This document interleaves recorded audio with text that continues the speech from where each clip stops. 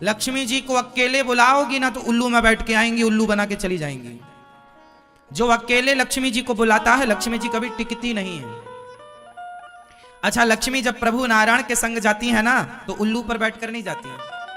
लक्ष्मी जी के दो वाहन हैं, अकेले बुलाओगे तो उल्लू पर आएंगी, और जो युगल बुलाओगे मतलब नारायण सहित लक्ष्मी बुलाओगे तो उनका वाहन बदल जाएगा। फिर किस में आएंगी आप बताओ? हाँ, हाथी में कौन बोल रहा है? हाँ, जब भगवान ना, जब पत्नी पति के साथ चलती है ना, देखो पत्नी तो जाती है तो अपना एक्टिवा स्कूटी उठाई चलेगी फिर, लेकिन जब पति के संग जाएगी, वो पति के पास कार है तो पति कार में बैठा के ले जाएगा। तो लक्ष्मी जी का अपना पर्सनल वाहन तो उल्लू है। जैसे कोई अकेले बुलाए ना, हे लक्ष्मी जी आप बस आओ, लक्ष्मी बोली आ रही हो, तो जो उल्लू बना के चली जाऊंगी। इसलिए अकेले लक्ष्मी जी को मत बुलाया करो, भगवान नारायण को बुलाओ। जब प्रभु नारायण को बुलाओगे तो लक्ष्मी जी उनके संग ही आएंगी। पत्नी कहां जाएगी? तो जब लक्ष्मी जी नारायण के संग आती हैं तो गरुण जी पर बैठ करके आती हैं। किस पर बैठ कर आती हैं? आपने कभी जगन्नाथ जी गए हो तो वहां मंदिर के द्वार पर गरुण स्तंभ है। हमारे भारत में आप यहां रंग जी जाइएगा, वृंदावन में सोने का खंबा है, जहां वहां उस सोने के खंबा पर कौन बैठे हैं? गरुण जी। गरुण स्तंभ बोलते हैं। हम भारतीयों के मंदिर जब जब जहां जहां रहे वहां पर गरुण स्तंभ जरूर रहा। कौन रहा? गरुण स्तंभ, गरुण जी।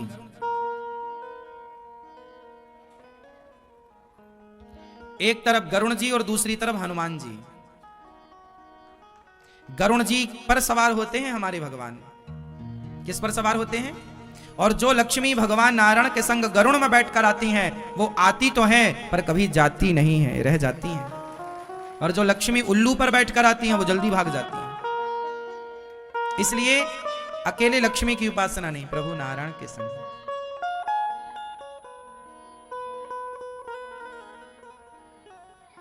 आपके घर पर ना भगवान नारायण का, आपके घर में गोपाल जी तो होंगे, बोलो हाँ या ना?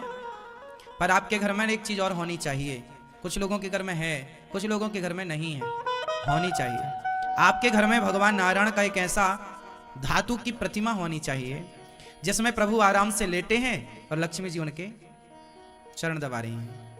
आपके घर में भगवान के ये विग्रह जरूर होने चाहिए, धातु के या पत्थर के, जो आपको मिल जाए कि भगवान लेटे हैं और लक्ष्मी जी उनके। जिस स्वरूप को आप लोग देखते हैं बैकुंठ में, बैकुंठ में भगवान शेष नाग के ऊपर लेटे हैं और लक्ष्मी जी उनके। घर में लक्ष्मी जी बैठी हुई होनी चाहिए, खड़ी हुई नहीं होनी चाहिए। खड़ा हुआ व्यक्ति तो जल्दी चला जाएगा, बैठा हुआ तो बैठे।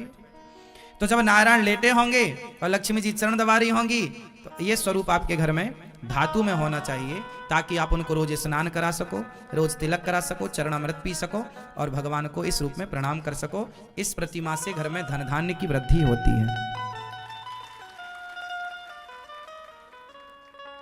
ये आपके घर में होनी चाहिए, जिन्हें बोलते हैं श्रीमन नारायण, लक्ष्मी नारायण। हमारे घर में क्या होने चाहिए? लक्ष्मी नारायण भगवान, लक्ष्मी जी चरण दबाते हुए, ताकि वो आपके घर पे बैठ के दबाएं, फिर उन्हें कहीं जाए। दोनों पति पत्नी होंगे तो कहीं भटकने की जरूरत ही नहीं है। आपके घर कोई फिर वो अपना ठिकाना बनाए, मैया यहीं रहो, उनकी प्रॉपर पूजा करो। भगवान श्रीमन नारायण को रोज नहलाओ, उनको लक्ष्मी मैया को नहलाओ। अच्छा ये बताओ, मैंने पहले भी कई बार आपको बताया है, इस संसार की सबसे पहली प्रतिमा कौन सी है? इस संसार की सबसे पहली मूर्ति कौन सी है?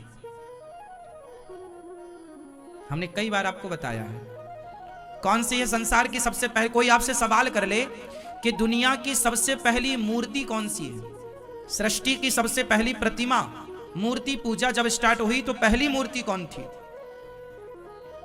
और वो कहां है? और आपको आश्चर्य होगा, इस संसार की वो पहली प्रतिमा आज भी है और आज भी पूजा हो रही है। बताओ कौन? कौन है वो मंदिर बताओ हमारे देश में वो कौन सा मंदिर है जिस मंदिर में इस संसार की पहली प्रतिमा विद्यमान है, पहले ठाकुर विद्यमान है? बताओ।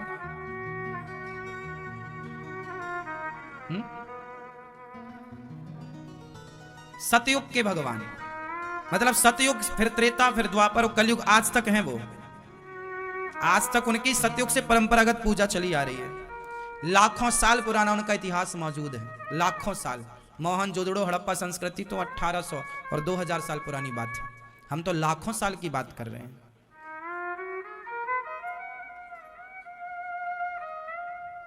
कौन है वो पहली प्रतिमा?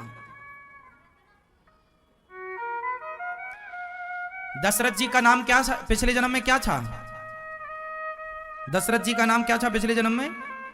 मनु। और कौशल्या मैया का नाम था शतरूपा। जब मनु शतरूपा ने प्रभु से कहा, यह बात है सतयुग की, उस समय की, जब सृष्टि प्रारंभ हुई थी। जब सृष्टि प्रारंभ हुई, मतलब अभी सृष्टि शुरू हुई, अभी भीड़ भाड़ कुछ नहीं है, कोई भी नहीं है, अभी प्रारंभ काल है। तो मनु शतरूपा ने घोर तपस्या की, 10,000 वर्षों तक कठिन तपस्या की। तब भगवान प्रकट हुए, और भगवान जब प्रकट हुए तो मनु से कहा, मांगो, कुछ मांगो। तो मनु जी ने कहा, प्रभु हमें आपके जैसा बेटा चाहिए। आपके जैसा? बोले अब हमारे जैसा बेटा? भगवान बोले हमारे जैसा तो दुनिया में कोई है ही नहीं, लेकिन हम, आपने मांगा तो हम ही अब बेटा बन के आएंगे आपके, पर आएंगे त्रेता में। तो सतयुग से मनु जी जब तक रहे तो रहे, उसके बाद वो स्वर्ग में आनंद करते रहे। तो मनु जी ने कहा कि प्रभु आप तो त्रेता में आएंगे, तब तक हमें कोई आधार तो दो, हम आपकी उपासना कैसे करें? तब भगवान नारायण ने अपनी एक प्रतिमा उन्हें प्रदान की। ये लो हमारी प्रतिमा ले जाओ और अयोध्या जी में स्थापित करो। मनु जी अयोध्या के राजा थे, तो मनु जी प्रतिमा लेकर के, भगवान ने जो प्रतिमा दी वो कैसी प्रतिमा थी? वही क्षीर सागर शेषनाग भगवान लेटे हैं, जस के तस। जैसे भगवान लेटे हैं, शेषनाग भगवान के गद्दा नहीं है ना, तो शेष भगवान के सुंदर से हो, उस भगवान का मुंह दक्षिण की तरफ है। और तुम पूजा करने रोज यहीं आया करो। आज भी विभीषण जी रंगनाथ भगवान का पूजन करने आते हैं। विभीषण जी अमर है ना, तो विभीषण जी आज भी आते हैं। तो जो पहला मंदिर है, जो पहली प्रतिमा है, वो रंगनाथ भगवान की प्रतिमा है। ये देखिए, ये टीवी पर आप देख सकते हैं, ये रंगनाथ भगवान है। ये रंगनाथ भगवान टीवी पर आप देखिए, ये रंगनाथ भगवान है लेटे हुए। तो भगवान विराजे हैं, ये रंगनाथ भगवान है। श्रीरंगम, गोदावरी नदी के तट पर आज भी मंदिर है श्रीरंगम। अभी राम जी की प्रतिष्ठा के पहले मोदी जी भी गए थे वहां दर्शन करने, श्रीरंगम। आप कभी दक्षिण जाओ ना, तो सब जगह जाओ। कहां कहां जाओ? जैसे आप लोग रामेश्वरम जाते हैं, रामेश्वरम के पास ही है श्रीरंगम। फिर वहीं पास में तिरुपति बालाजी हैं। तिरुपति बालाजी, श्रीरंगम, रंगनाथ जी और शिव जी रामेश्वरम, ये तीनों दक्षिण में ही हैं और 300 किलोमीटर की दूरी पर हैं। लगभग कंफर्म हम नहीं कह सकते, लगभग 300 किलोमीटर, 350 किलोमीटर की दूरी है। ये दास दर्शन किया है तीनों स्थानों का। तो वहां पर रंगनाथ भगवान है। रंगनाथ भगवान की बहुत महिमा है। रंगनाथ जी की पूजा श्री रामानुजाचार्य जी करते थे। ये हमारे दर्शन कीजिए, रामानुजाचार्य जी। ये जो रामानुजाचार्य जी हैं, आज से 1000 साल पहले इस धरती पर आए। क्यों आए? बोले पाप इतना बढ़ गया, अत्याचार इतना बढ़ गया, तो लक्ष्मी माँ ने लक्ष्मण जी को आदेश दिया, जाओ तुम दर्शन दो और लोगों पे धर्म की स्थापना करो। तो रामानुजाचार्य जी आते हैं। लक्ष्मण जी ही रामानुजाचार्य जी के रूप में आए, आज से लगभग 1000 वर्ष पहले। और रामानुजाचार्य जी ने खूब धर्म की स्थापना की, भक्ति का प्रचार किया, प्रेम को प्रचारित किया कि प्रभु से प्रेम करो बस। रामानुजाचार्य जी आए और जब इनका जीवन कार्यकाल पूरा हुआ, जब इनकी अंतिम घड़ी आई और जब इन्होंने प्राण विसर्जित कर दिए, प्राण त्याग दिए, तब इनके शिष्यों ने वो चले आएंगे बिहारी, छोटी छोटी गैया छोटे छोटे ग्वाल, वो मीठे रस से भरी ओड़ी सांवरियो है से, क्यों घबराऊं मैं। ये सब क्या है? ये भजन है। ये सब क्या है? जोर से, ये सब क्या है? जिसे इंसान ने लिखा है वो भजन है, अपने भाव व्यक्त किए हैं वो भजन है। और कीर्तन क्या है?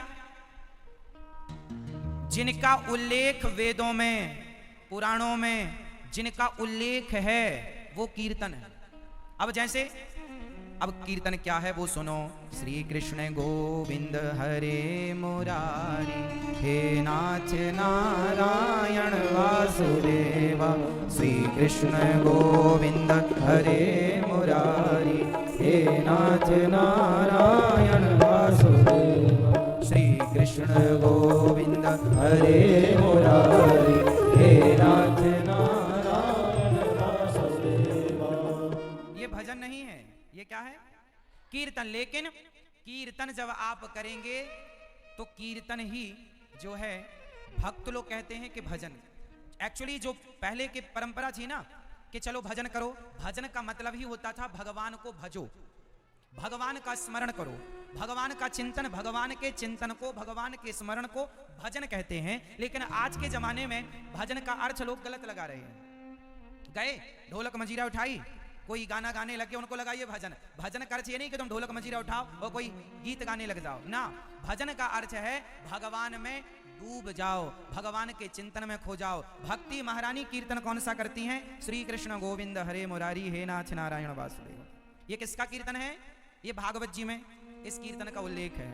अब बताओ, अब बताओ। श्री राम जय जय राम, श्री राम जय जय राम, श्री राम जय जय राम, श्री राम जय जय राम। ये कीर्तन किसका है? ये कीर्तन किसने किया? श्री हनुमान जी। ये कीर्तन कौन करता है? श्री राम जय राम। ये कीर्तन है और ये मंत्र भी है। अब जैसे हरे कृष्ण कृष्ण कृष्ण हरे हरे, हरे राम राम राम हरे, ये महामंत्र, इन मंत्रों का कीर्तन हो सकता है, इन मंत्रों का कीर्तन हो सकता है। लेकिन ओम नमो भगवते वासुदेवाय, इस मंत्र का कीर्तन नहीं हो सकता, इसका जाप। तो बात समझ में आ रही है? अब जैसे कीर्तन और कीर्तन है। अब जैसे कीर्तन, नरसिंह मेहता कीर्तन कैसा करते थे? नरसिंह जी गाते थे राधे कृष्णा कृष्णा कृष्णा राधे राधे, राधे श्याम श्यामा श्याम श्यामा राधे राधे, राधे कृष्णा कृष्णा कृष्णा राधे राधे, राधे श्यामा श्याम श्यामा राधे राधे। ये कीर्तन आप करिए, खूब कीर्तन करिए। सीताराम सीताराम सीताराम सीताराम सीताराम सीताराम सीताराम सीताराम, राधे श्याम राधे श्याम राधे श्याम राधे श्याम राधे श्याम राधे श्याम राधे श्याम राधे। ये क्या है? कीर्तन है। खूब नाम जप करो। अच्छा, जब आप कीर्तन करते हैं, आप लोगों को रोज अपने घर में आधा घंटा कीर्तन करना चाहिए। क्या करना चाहिए? कम से कम। आज मैं आपको एक बात, आप मांगेंगे तो लिख कर दे सकता हूं। जो व्यक्ति, जो स्त्री, जो पुरुष रोज कीर्तन करते हैं, अब जो कीर्तन मैंने कराया, इन सारे कीर्तनों को आप घर पे करो, क्योंकि भगवान के सारे नाम हैं, कोई भी नाम आप लो, और भी जो कीर्तन है वो करो। चलो अब मैं एक प्रैक्टिकल कराता हूं, मंत्र कैसे जपते हैं। सुनो, आंखें खोलो और ध्यान से सुनो, कान कंट्रोल करो, यहां वहां ना जाएं। सुनो, बोलो नारायण, बोलो श्रीमन नारायण। थोड़ी देर के लिए मान लो कि यही आपका मंत्र है, ठीक है, और ये सर्वश्रेष्ठ मंत्र है ही। अब मंत्र कैसे जपना होता है मैं विधि बता रहा हूं, तो वो समझना है, वो काम आएगी आपको। एक होता है मंत्र मुंह से जपना, जैसे मैं जप रहा हूं श्रीमन नारायण श्री, ये मुंह से। आप भी बोलो 2 बार श्रीमन नारायण। ये आपने कहां से जप किया? मुंह से। अब जाप कैसे करना है वो समझो। आप अपना मुंह बंद रखिए और श्रीमन्नारायण बोलिए। अब बोलो श्रीमन्नारायण, मुंह नहीं खोलना, होंठ ना हिले और जिह्वा ना हिले। अब बोलो श्रीमन्नारायण। सब लोग अपना मुंह बंद रखेंगे, जिह्वा ना हिलाएंगे, होंठों को ना हिलाएंगे और फिर बोलना है श्रीमन्नारायण। बोलो। थोड़ा कठिन लग रहा है? हम जो मुंह से बोलते हैं उसकी अपेक्षा ये थोड़ा सा कठिन है। और सुमिरन ऐसा कीजिए खरे निशाने चोट, मन ईश्वर में लीन हो और जिह्वा हिले ना होंठ। ये सबसे श्रेष्ठ सुमिरन है भगवान का। जैसे आप लोग माला जपते हैं, कैसे जपते हैं? मैया माला जपती है, अरे बहू दूध बन रहा है, कहां चली गई, मर गई क्या? माला चल रहा है मैया का। ऐसे नहीं। जब माला जपो, भगवान के चिंतन में बैठो तो संसार को भूल करके बैठो। और जाप कैसे करना चाहिए? तुलसी की माला ऐसे पकड़ते हैं, ये उंगली बाहर करो, नीचे की उंगली छोटी वाली बाहर करो, अंगुष्ठा, अनामिका और मध्यमा, 3 उंगली से माला ऐसे पकड़ा जाता है। ऐसे माला पकड़ो और ये बीच की उंगली जो है मध्यमा, ये माला को खिसकाती है। माला हृदय से लगाकर रीढ़ की हड्डी सीधी और दूसरा हाथ यूं यूं मुद्रा बनाओ, दूसरा हाथ यूं मुद्रा, दूसरा हाथ ऐसे और इसे अपने घुटनों में रखो, रीढ़ की हड्डी सीधी हो और फिर ऐसे जाप करना चाहिए। और जाप ऐसे करते समय ध्यान भगवान का हो और मुंह बिल्कुल ना चले। पहले तो अभ्यास करना कि मुंह चला के आप जाप करें, फिर धीरे धीरे अभ्यास होगा तो मुंह नहीं चलाना और जाप करना है आपको। और जाप करते समय ध्यान भगवान के चरणों में हो कि प्रभु के चरण कितने सुंदर हैं, श्री राधा रानी के चरण कितने सुंदर हैं, भगवान की कृपा कितनी सुंदर है, भगवान की आंखों का दर्शन करो, उनकी मुस्कान कितनी सुंदर। जाप चल रहा है और ध्यान किसका? भगवान का। भगवान का स्मरण, उनके बाल भगवान के बाल, भगवान के गाल, भगवान की अधर, भगवान की नासिका, भगवान का कंठ, गला, कमर, घुटने, चरण, एक एक सामने अपने भगवान का विग्रह रख लो गोपाल जी। और उनको देखते देखते, जरूरी नहीं है कि आंख बंद हो, आंख खुली हो तो सामने भगवान हो और भगवान को भर नजर देखो। और देखने के बाद फिर आंखें बंद करो, फिर कोशिश करो कि जो देखा अभी अभी भगवान को वो हृदय में दिख रहे हैं कि नहीं। आंखें खोलकर भगवान को देखो और फिर आंख बंद करके देखो। चलो प्रैक्टिकल कर लो एक बार। सब लोग गोपाल जी को देखो। नहीं दिखता इन आंखों से तो भगवान कैसे दिखेंगे? पहला। दूसरा सुनिएगा, भगवान है पर नजर नहीं आता। नजर इसलिए नहीं आता क्योंकि आपको मराठी भाषा आती है? नहीं आती। आपको चाइनीज भाषा आती है? नहीं आती। नहीं आती। नहीं आती। मराठी भाषा में कुछ लिखा हो तो आप पढ़ पाएंगे? बिल्कुल नहीं पढ़ पाएंगे क्योंकि वह भाषा आपको नहीं आती, जबकि उसमें लिखा है। अब जैसे किसी को पंजाबी भाषा नहीं आती और पंजाबी भाषा में कुछ लिखा है तो लिखा तो सब कुछ है पंजाबी भाषा में, लेकिन चूंकि सामने वाले को पढ़ना नहीं आता तो वह तो कुछ भी नहीं देख पाएगा। अरे हमें तो कुछ समझ ही नहीं आ रहा, हमें तो दिखता ही नहीं है। अनपढ़ आदमी के लिए कहावत है, काला अक्षर भैंस बराबर। काला अक्षर किसके लिए है? ये अनपढ़ आदमी के लिए। यदि मुझे चाइना की भाषा, चाइनीज भाषा नहीं आती तो इसका अर्थ ये नहीं है कि उस भाषा में कुछ लिखा नहीं है। अरे उस भाषा में बहुत कुछ लिखा है, क्योंकि हमें पढ़ना नहीं आता। हमें पढ़ना इसलिए नहीं आता क्योंकि हमें वो भाषा नहीं आती। उसी प्रकार जैसे लिखा तो सब कुछ है पर हमें पढ़ना नहीं आता, उसी प्रकार परमात्मा तो कण कण में लिखा है, लेकिन जब तक भक्ति की भाषा ना पढ़नी आए, जब तक भक्ति की भाषा ना आए, उस ईश्वर को आप पढ़ ही नहीं सकते। ईश्वर भी कण कण में रहता है। अब प्रश्न खड़ा हुआ कि कण कण में रहता है तो दिखता क्यों नहीं? अरे भाई हमें ही पंजाबी भाषा नहीं आती। अब आप चाहे अब पंजाबी भाषा में कोई हमें गाली लिख के ले आए, चाहे हमारी कोई स्तुति लिख के ले आए, हमारे लिए सब बराबर है। क्यों बराबर है? क्योंकि हमें उसका नॉलेज नहीं है। आप गाली लिख दीजिए पंजाबी भाषा में या तो स्तुति लिख दीजिए पंजाबी भाषा में, एक ही हमारे लिए एक ही रहेगी क्योंकि हमें उसका नॉलेज नहीं है। आपके सामने मराठी में कोई गाली लिख दे या स्तुति कर ले आपकी, आपके लिए सब बराबर रहेगा क्योंकि आपको नॉलेज नहीं है। पर नॉलेज होगा तो आप समझ पाएंगे कि ये क्या लिखा है। उसी प्रकार जिस दिन भक्ति की पढ़ाई आप पढ़ लेंगे, सच कहता हूं तुम्हें कण कण में परमात्मा लिखा हुआ नजर आ जाएगा। सर्वम खलविदम ब्रह्म, ईश्वर सब में है, सब में ईश्वर है। अच्छा ये बताओ, दही में मक्खन है या नहीं है? अब दही में मक्खन तो है और अब कोई दही से कहे दही भाई जरा मक्खन दे दो, दे देगा निकाल के? लो ना, दही में मक्खन तो है, पर प्रार्थना करे दही भैया हाथ जोड़े खड़े हैं, जरा मक्खन थोड़ा सा दे दो, दही नहीं देगा। अब दही मक्खन ना दे तो आप कह रहे कैसा दही, इसमें तो मक्खन ही नहीं है। अरे पागल, मक्खन तो है, पर तेरे से निकालना आए तो मथानी डाल, मंथन कर और निकाल ले। दही में मक्खन तो है मेरी माँ, पर मक्खन तक वही पहुंच सकता है जिसे निकालना आता है, जिसे वो प्रक्रिया पता है कि कैसे ठंडा पानी डालना है कि गर्म पानी डालना है, गर्मी है तो क्या करना है, सर्दी है तो क्या करना है। सर्दियों में हल्का सा गर्म पानी डालते हैं, गर्मियों में ठंडा पानी डालते हैं, मक्खन आता है।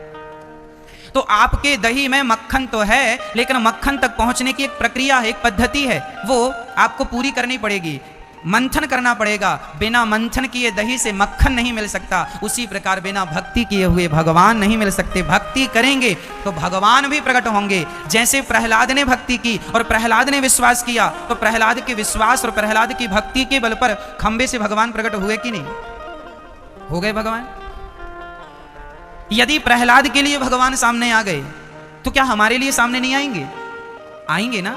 कब आएंगे? जब हम उनकी भक्ति करेंगे, तब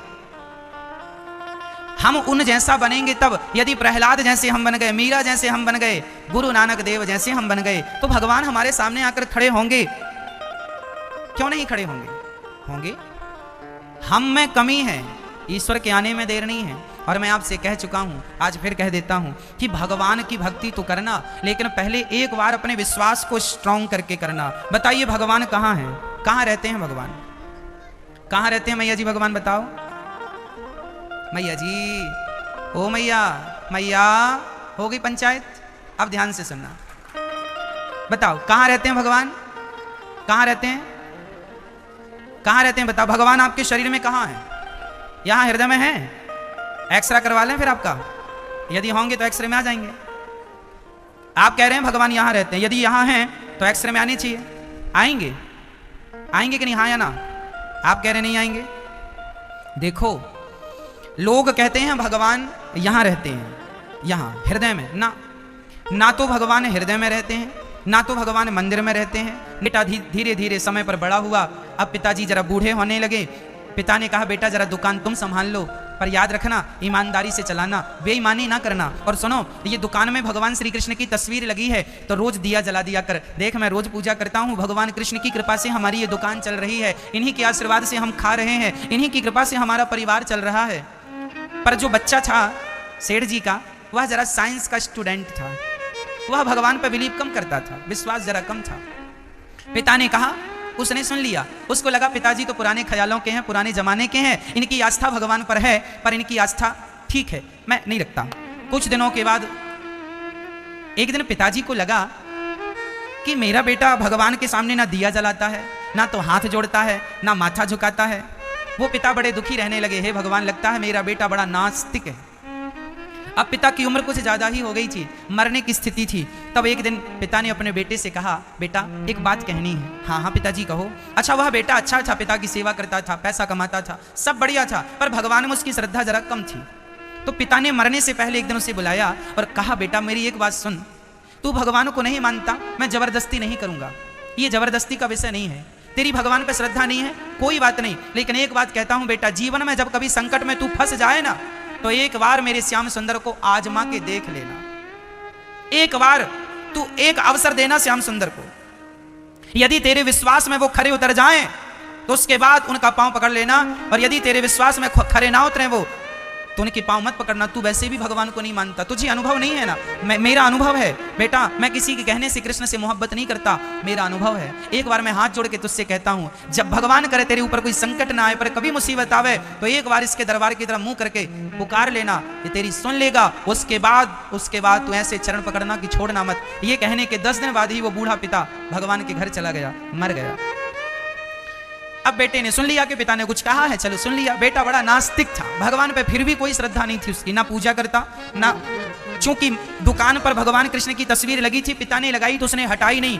पर जिस दिन से पिता मरे, ना तो दिया जलाया, ना तो कपड़ा मारा, वहां धीरे धीरे धूल जमने लग गई। वह स्थान छोड़ दिया उस बच्चे ने, बिल्कुल धूल जमी थी। पर दुकान चलाता, ईमानदारी से काम करता। एक दिन वह अपने, ऐसी रात का समय था, 8 साढ़े 8 का समय था, सारी दुकानें मार्केट लगभग बंद हो रही थी। तभी इसके कुछ दोस्त लोग आ गए और यह दुकान के अंदर ही बैठकर शटर आधी गिरा के ताश खेलने लगा दोस्तों के साथ। उसी समय घटना घट गई। यह ताश खेल रहा था, अंदर शटर आधी गिरी थी, मार्केट बंद हो चुका था। उस चित्र की तरफ श्रद्धा से दृष्टि की और हाथ जोड़कर पहली बार उस बालक ने कहा, उस व्यक्ति ने कहा, हे भगवान, मैं तुम्हें नहीं मानता, मैं तुम पे विश्वास नहीं रखता, लेकिन मेरे पिता ने कहा था कि विश्वास एक बार करके देखना। आज मैं पहली बार आप पे विश्वास करता हूं। हे विधाता, मैंने आपसे कुछ नहीं मांगा, ना पैसे की चाहत है, ना इज्जत प्रतिष्ठा की चाहत है। तुम भगवान हो और यदि तुम पुकार सुनते हो तो उस बच्चे की मां को बचा लेना। मेरे से अपराध हो गया कि मैंने गलती से चूहे की दवाई दे दी। मेरी गलती सुधारने का मुझे एक अवसर दे दे विधाता, मेरी गलती सुधारने का मुझे एक मौका, वो पता चल जाए कि बच्चा कौन था, कहां से आया था, आपकी कृपा हो जाएगी। वह यह कह के रोने लगा। लगता है अब तो उसकी मां